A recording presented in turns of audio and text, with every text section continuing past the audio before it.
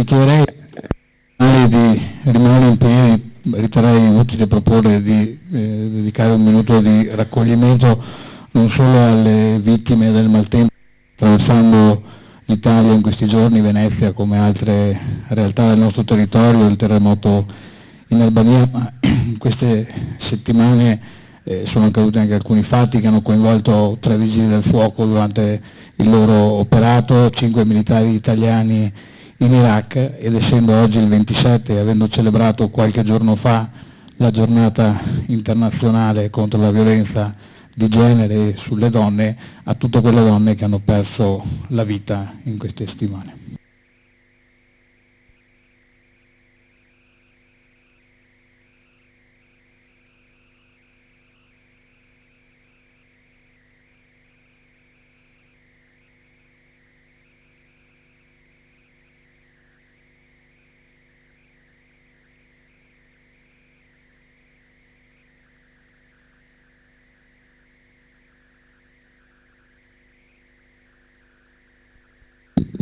Grazie.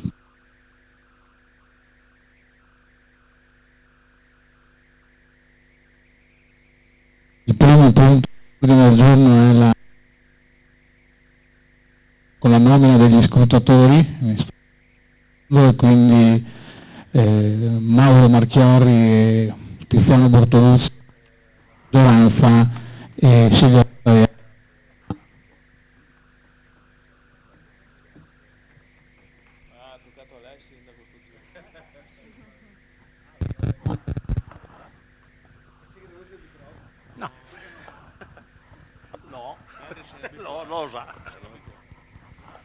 Volevo chiedere una cosa, buonasera a tutti, solo una curiosità, prima di cominciare, visto le formalità, non ho visto né nelle bacheche del municipio né nei soliti posti affissi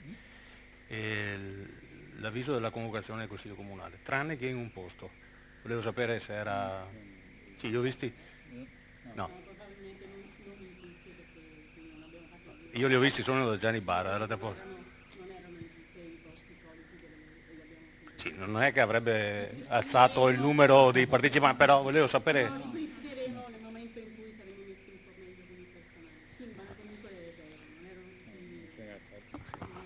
Era per far capire che controlliamo quel territorio.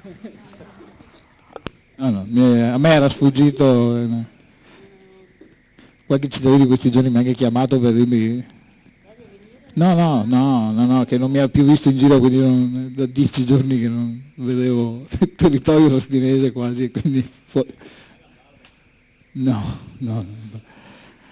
Il primo punto è la variazione al bilancio di previsione 2019-2021, applicazione dell'avanzo di amministrazione 2018.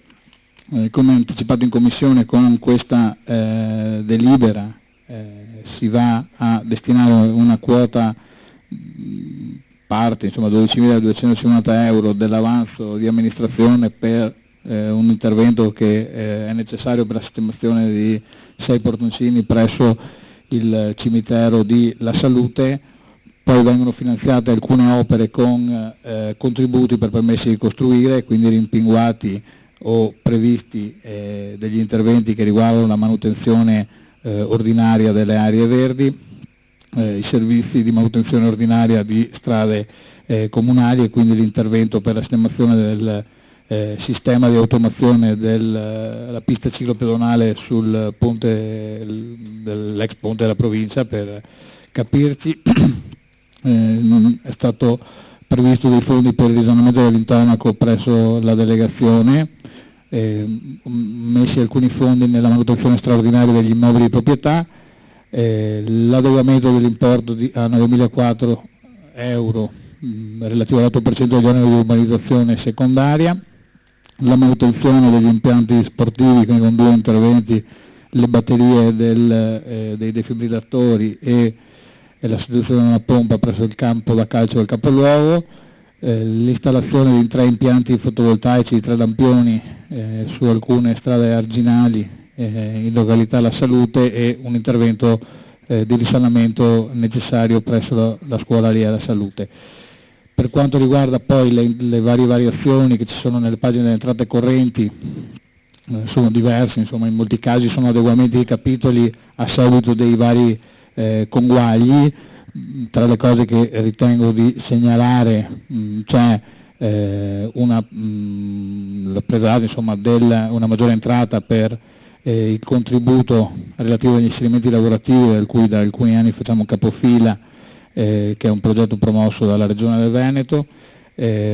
Abbiamo previsto, c'è una variazione in entrata e poi la vediamo in spesa, che riguarda l'assunzione per 6 mesi attraverso il lavoro interinale di un assistente sociale, perché ci ha lasciato insomma, per altra destinazione, insomma, ha avuto un concorso in un altro ente, una delle 2 assistenti sociali, e quindi per permettere di svolgere nei tempi il concorso, e avendo però la necessità da subito di dover garantire la piena operatività dell'ufficio, è stato previsto che dal 1° dicembre ci sia questa possibilità, e quindi previsti questi fondi. Ci sono poi alcune entrate relative insomma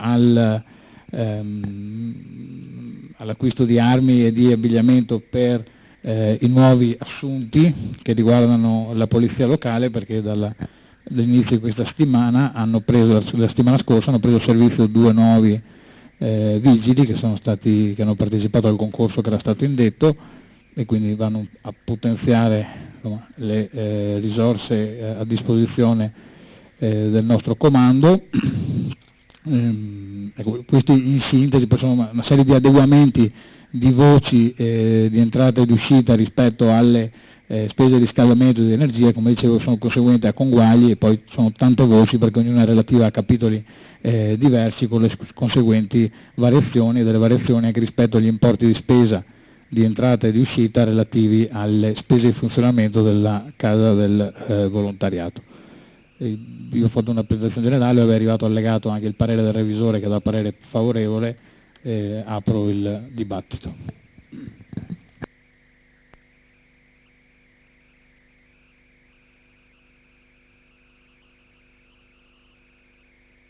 Capogruppo Canali.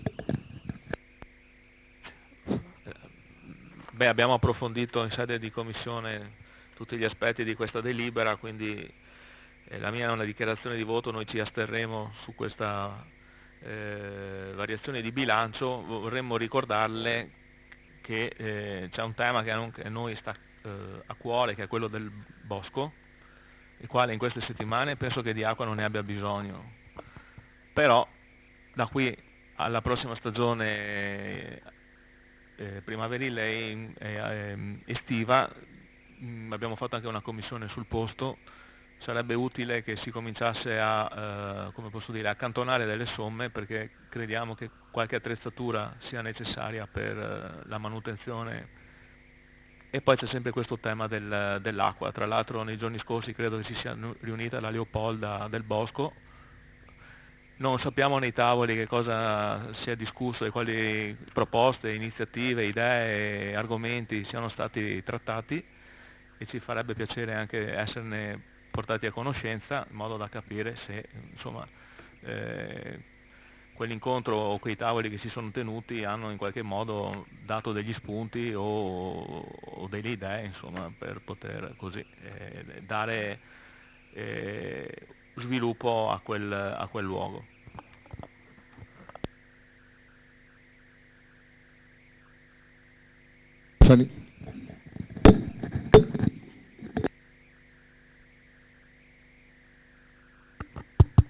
Grazie, buonasera a tutti. Volevo solo fare una precisazione, una richiesta in questa variazione. Nella tabella, adesso non so dirle bene l'allegato, è quella colorata comunque, è l'unica. L'unica, sì, ma il riepilogo di movimenti compresi nella variazione dell'allegato D, ecco. Nella parte, diciamo, delle uscite non riesco a capire alla fine le differenze tra entrate e uscite 2019, 2020, 2021. Nelle maggiori uscite, per esempio del 2019, vedo maggiori uscite di meno 15.734,32 e minori uscite di 15.734,32, quindi in teoria questi due valori dovrebbero annullarsi, penso. Però alla fine, quando vedo nella cassa, vedo che c'è un meno 48.180, cioè non riesco a capire questi valori, se si annullano maggiori uscite e minori uscite, o quale calcolo è stato fatto, insomma.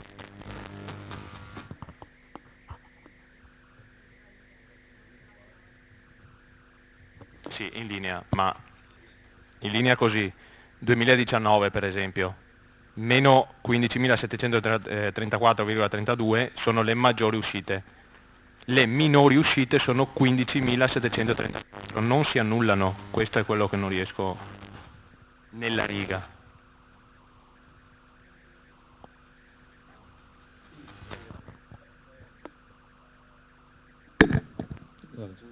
Fa una domanda da €1.000.000, nel senso che se osservi poi anche se prendessimo solo la tabella delle entrate, se prendessimo solo la tabella delle entrate, poi il totale, i numeri sono comunque diversi.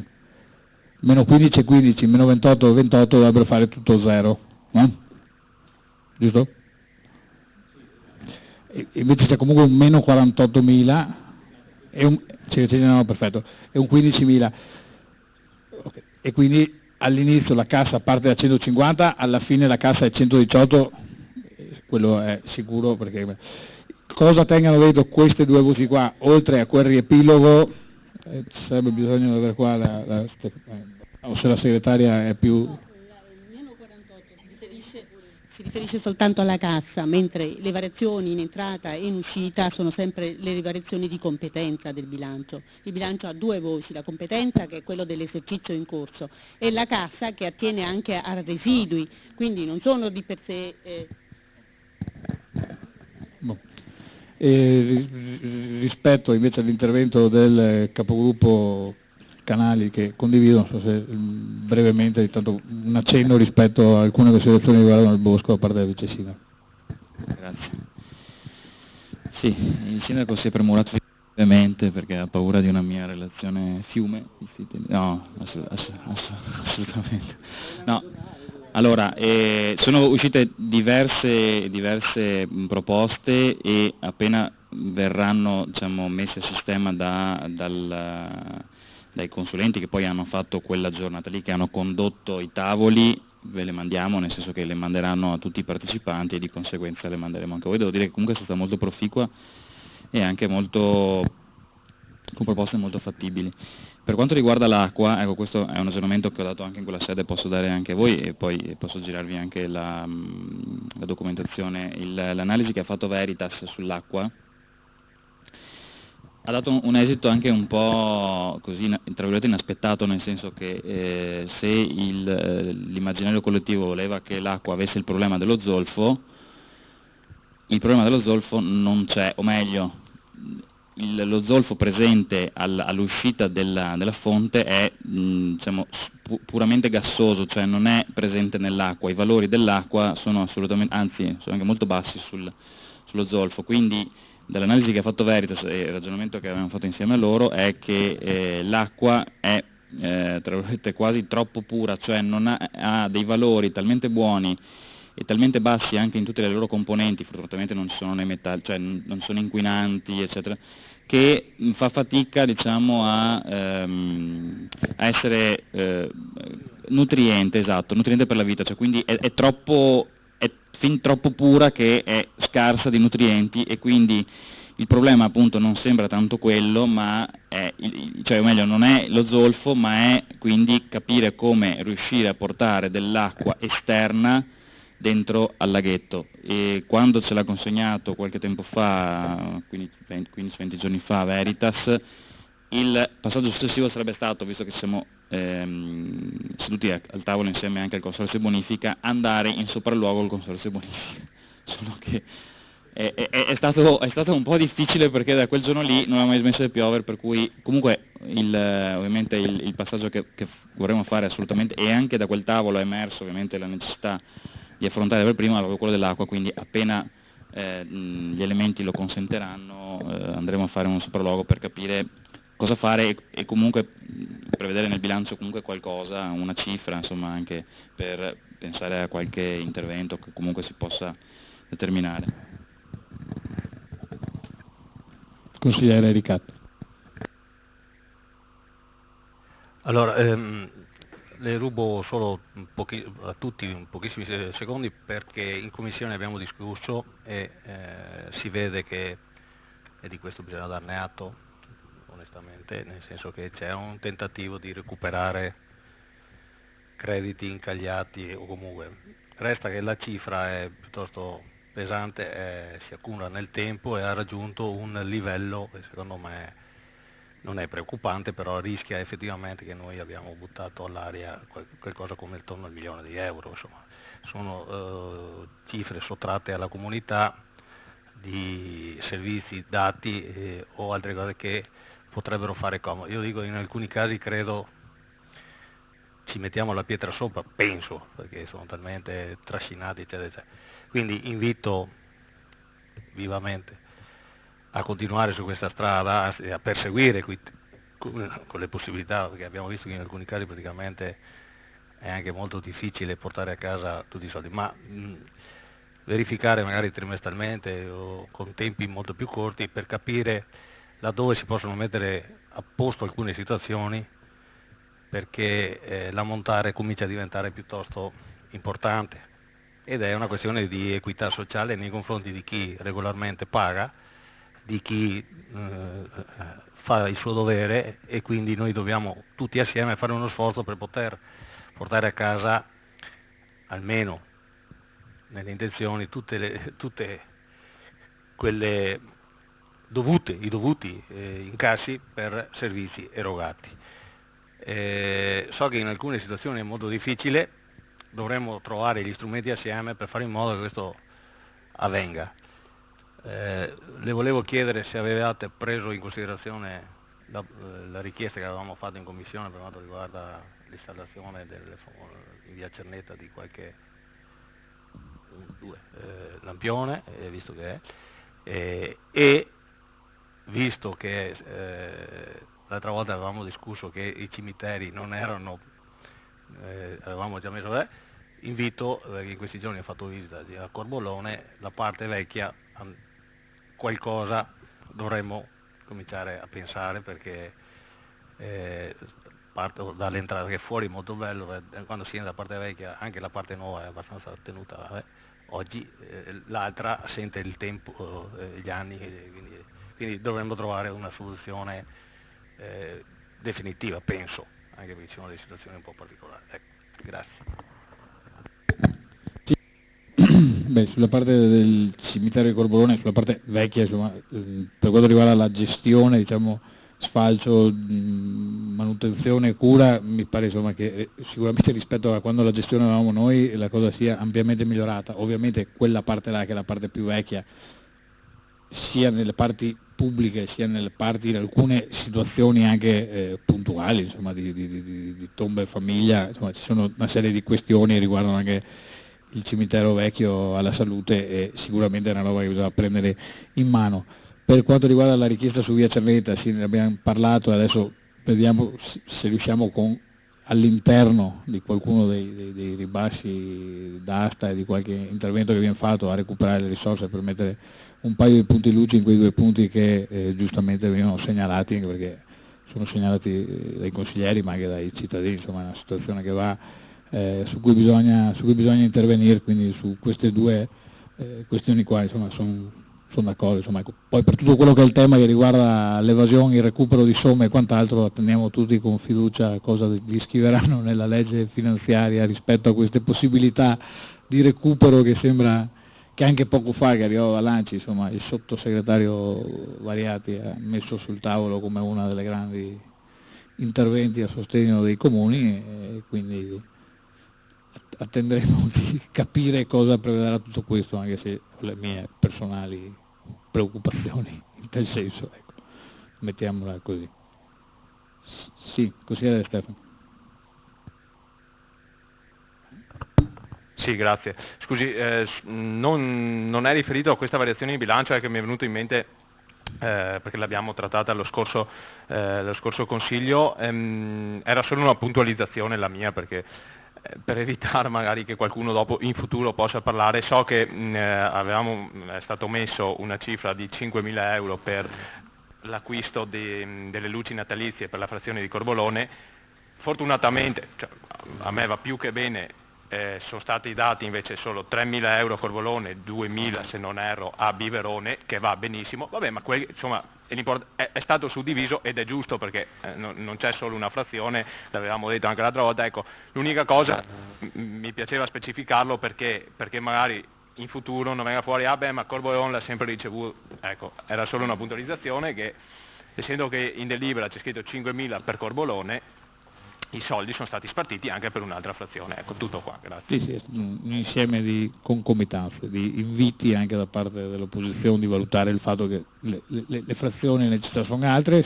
Si è fatta una valutazione col comitato rispetto alla tipologia delle luminarie, con l'assessore, col tecnico anche nostro, che ha fatto sì di riuscire a mettere delle luci adeguate anche rimanendo in budget, che ci hanno permesso poi di usarli anche e quindi credo che insomma, è una situazione che ha trovato una sua destinazione con diciamo, comune senso e miglioramento della cosa, perché tutti contenti. Manca il centro, ma un po' alla volta arriveremo anche in centro, partiamo dalle periferie per andare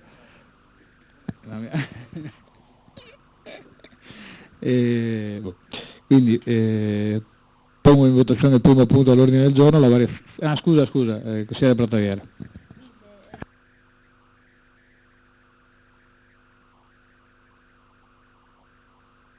Buonasera a tutti.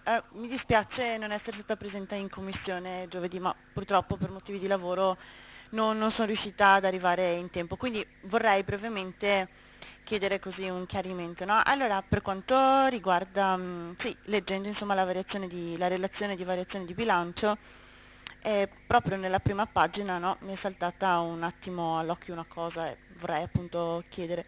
Per quanto riguarda l'avanzo di amministrazione, sono inserite in bilancio le variazioni in conto capitale di manutenzione straordinaria del cimitero appunto della Salute, come avevate illustrato prima, con la sistemazione di 2 portoncini. Allora, non credo che la sistemazione effettiva di 2 portoncini possa essere considerata effettivamente straordinaria, ecco. E poi con fornitura di 4 nuovi portoncini viene intesa la sostituzione di 4 portoncini già esistenti? Sì, è un po' magari no, ambigua come informazione, non vorrei essermi sbagliata, ecco, io ad interpretare la cosa. Mhm.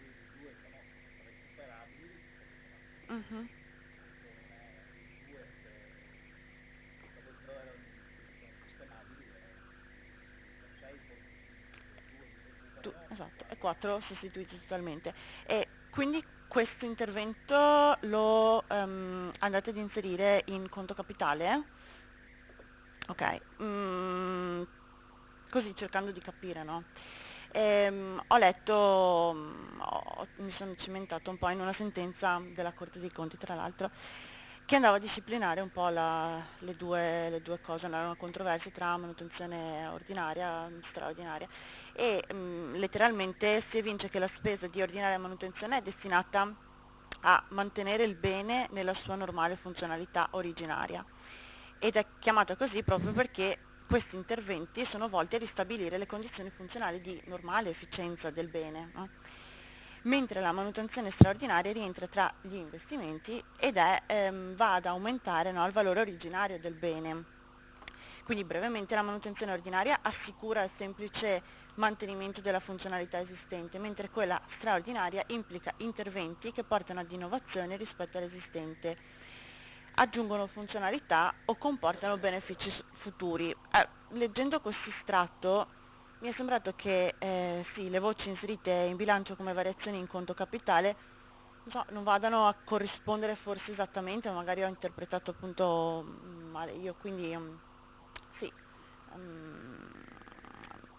vi ringrazio per aver risposto, per avermi detto brevemente, però onestamente non vorrei, ecco, dover pagare in futuro, e quindi sicuramente non me la sento di poter esprimere un voto favorevole. Ecco, semplicemente questo volevo chiarire. Grazie. Sì, qui si rientra nell'ambito della spesa per investimento, perché uno viene fatto su un bene duraturo, due non solo migliora il bene ma ripristina anche la condizione per la quale oggi non può essere utilizzato, se due sono portoni di bagni, uno di un magazzino, per fortuna una di quelle meno peggio è quella della cella mortuaria, che comunque viene utilizzata, quindi non ci sarebbe molta alternativa, ma che verrà ripristinato, per cui di fatto oggi la funzione è completamente divelta praticamente del bagno, dell'altro spazio che c'è a fianco del magazzino, è oggi inutilizzabile proprio perché manca un portone, una porta chiusura adeguata a quello che è, quindi oggi non c'è la possibilità di usufruire di quel bene per la funzionalità che ha, e con questo intervento, che ovviamente ne ripristina la possibilità di essere utilizzato per le finalità per cui esiste, e in più ovviamente ne aumenta il valore del bene, perché ovviamente ha una chiusura e una dotazione, diciamo, serramentistica in questo caso, che lo rende ovviamente di un valore migliore, insomma di un valore aggiunto rispetto a quello che era precedentemente. Se non ci sono altri, pongo in votazione il primo punto all'ordine del giorno, la variazione del bilancio di previsione con applicazione dell'avanzo di amministrazione. Favorevoli? Contrari? Astenuti? Bene. Se il punto è approvato, c'è l'immediata eseguibilità. Favorevoli? Contrari? Astenuti? 5 astenuti come prima. Il secondo punto all'ordine del giorno è il servizio in forma associata della segreteria comunale e il rinnovo della convenzione tra i comuni di San Stino e San Vendemiano. Col comune di San Vendemiano è in essere una convenzione per le funzioni di segreteria comunale, già da almeno un paio di rinnovi, 2 credo, quindi con un unico segretario comunale che svolge attività presso entrambi gli enti. della convenzione precedente il comune capofila era San Vendemiano, in questa che viene proposta al Consiglio il comune di Sestino di Livenza. Rispetto alla ripartizione di spese e di orario di lavoro viene individuato come 22 su 36 le ore prestate a servizio del comune di San Vendemiano e 14 nel comune di Sestino di Livenza, così come era fino ad oggi, e così di conseguenza con questa proporzione andranno anche i rapporti finanziari. Si è stabilita la data del 31/12/2023 quale durata e scioglimento della convenzione, che ovviamente può essere sciolta ovviamente con tutta una serie di caratteristiche anche precedentemente, ma si è individuata questa scadenza così come era stato fatto precedentemente con San Vendemiano, perché nel 2020 San Vendemiano ha votato quest'anno, nel 2023 voterà San Stino, e quindi per permettere poi alla nuova amministrazione che si insiederà di poter effettuare, di avere le valutazioni possibili rispetto al rinnovo, le modalità di questa convenzione, oppure se valutare altre scelte. Ecco, non credo di, insomma, sono pochi articoli, insomma, pochi punti molto puntuali, credo di aver detto tutto. Se ci sono domande o chiarimenti sono qua.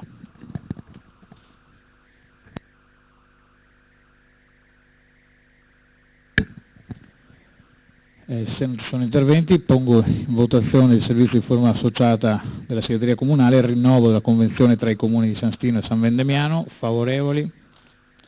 Contrari? Astenuti? All'unanimità. C'è anche per questo l'immediata eseguibilità. Favorevoli? Contrari? Astenuti? Approvato all'unanimità. La segretaria mi dice che dopo paga la bene, giusto? Sentito che degli appunti mi diceva, no scherzo, sì, stava scrivendo, ho detto per l'ordine. Ecco, terzo punto all'ordine del giorno è l'approvazione della variante al piano di assetto del territorio per l'adeguamento delle disposizioni sul contenimento del consumo del suolo di cui all'articolo di quella legge regionale numero 14 del 2017. La parola al vice sindaco Pellizzon. Sì, grazie. Il 31 luglio del 2019, con delibera di Consiglio Comunale numero 29, è stata adottata la variante al piano di assetto del territorio per l'adeguamento alle disposizioni sul contenimento del consumo di suolo di cui alla legge regionale 6 giugno 2017 numero 14.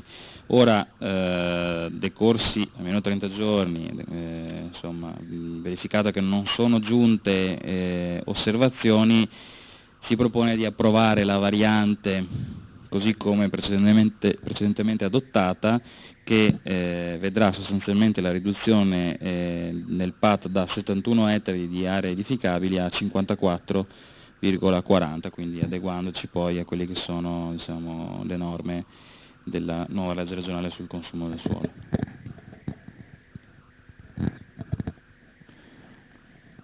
Aperto il dibattito. Non c'è nessun intervento, pongo in votazione l'approvazione della variante al piano di assetto del territorio. Favorevoli? Contrari? Astenuti? Anche per questo punto c'è l'immediata eseguibilità. Favorevoli? Contrari? Astenuti? Come prima. Il quarto punto è l'approvazione dello schema di convenzione ai sensi dell'articolo 30 della legge 267 del 2000 per la disciplina dei rapporti tra enti locali aderenti al progetto VOID, Veneto Orientale Innovation District, Innovation Lab della Venezia Orientale, in attuazione al bando regionale approvato con DGR 291 del marzo 2019. Con questo schema di convenzione si vanno a formalizzare i rapporti tra i comuni, 17 comuni del Veneto Orientale, che hanno deciso di aderire a questo progetto, che rientra all'interno dei finanziamenti del Professor della Regione del Veneto nella programmazione 2014-2020, che ha come obiettivo quello di individuare soluzioni tecnologiche per l'alfabetizzazione e l'inclusione digitale nonché per stimolare la diffusione dell'utilizzo del web, dei servizi pubblici digitali e di strumenti di dialogo, la collaborazione e la partecipazione civica in rete. E questo bando pubblico ha l'obiettivo di consolidare e sviluppare il sistema delle palestre digitali dei punti P3A esistenti nel territorio, fra il quale quello che abbiamo realizzato sempre all'interno dello stesso bando presso la nostra biblioteca comunale, essendo un bando che finanzierà 10 progetti in tutta la regione Veneto, di cui uno per provincia e poi secondo graduatoria. È parso opportuno nella discussione tra i sindaci concordare, insomma, di presentare un unico progetto come Venezia Orientale per cercare di avere maggiori probabilità di finanziamento, anche perché è finanziato al 100% all'interno di questo progetto, e che quindi, come dicevo, prevede l'adesione di 17 comuni del nostro territorio. Il comune di San Donà è capofila, e gli obiettivi del progetto, come dicevo, sono la costituzione di una partnership istituzionale per sviluppare e diffondere nella Venezia Orientale l'alfabetizzazione e l'inclusione digitale, la cultura della digitalizzazione, nonché l'utilizzo degli open data pubblici, in un'ottica ovviamente tesa a favorire un approccio partecipato all'ammodernamento e diffusione dei servizi pubblici digitali, quindi anche degli spazi, come è stato chiesto nel nostro caso. La realizzazione di un network per l'innovazione e lo sviluppo digitale, l'attivazione di una serie di partnership assieme alle università, le istituzioni scolastiche, le associazioni del territorio di promozione sociale ed altri enti del terzo settore, proprio per coinvolgere e dotare anche loro di strumenti e di possibilità di conoscenza maggiore dal punto di vista digitale, e poi una parte dedicata alle start-up o alle piccole e medie imprese innovative, perché è una anche questa delle finalità del progetto. I risultati attesi ovviamente sono quelli di migliorare gli spazi fisici, per quanto riguarda, nel nostro caso, insomma, è uno dei temi che sono stati individuati, la dotazione tecnologica presente e la realizzazione di corsi di alfabetizzazione digitale presso gli spazi, oltre a eventuali seminari o laboratori tematici. Questa è, come dicevo prima, in linea di massima la descrizione della convenzione e del progetto. Come dicevo, la copertura è prevista al 100% dei costi, quindi non ci sono quote di cofinanziamento a carico dei comuni. Se si è finanziati, tutto rientra all'interno del finanziamento, insomma, e del bando regionale. È aperto il dibattito. Sì. Abbiamo fatto baruffa come al solito, però la baruffa. Non so se aveva niente, però quelli che potevano, che avevano caratteristiche superiori a un tot di abitanti, che potevano presentarsi anche da soli, si stavano già presentando anche da soli, no? Mentre gli altri più piccoli erano mettersi in rete. Dopo, a un certo punto, quando abbiamo capito questa regola dei 10 progetti, ha fatto da elemento collante, perché abbiamo capito che se ne presentavamo 3 come Veneto Orientale, sicuramente due erano fuori, senza calcolare quello che succedeva nel resto della città metropolitana. Perfetto, perfetto, senza calcolare che poi c'era Venezia, che c'era la Riviera, che c'era il Milanese, quindi no. Ecco. Quindi, se non ci sono interventi, pongo in votazione il quarto punto all'ordine del giorno. Favorevoli, contrari, astenuti, approvato all'unanimità. Anche per questo c'è l'immediata eseguibilità.